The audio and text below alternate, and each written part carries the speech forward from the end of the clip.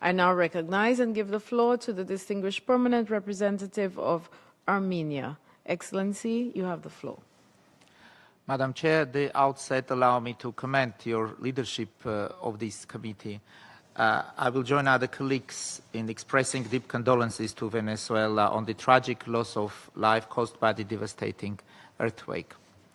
We warmly welcome the participation of His Excellency, Mr. Pablo Girno, Minister of Foreign Affairs, International Trade and Worship of Argentina, and thank him for his informative statement. Minister's presence today reflects Argentina's continued engagement with the work of the committee and the goodwill. Armenia remains fully committed to the peaceful settlement of disputes in accordance with the Charter of the United Nations and the principles of international law. In this regard, we attach importance to constructive engagement and dialogue between the parties concerned, Argentina and the United Kingdom, in line with international law and relevant United Nations resolutions.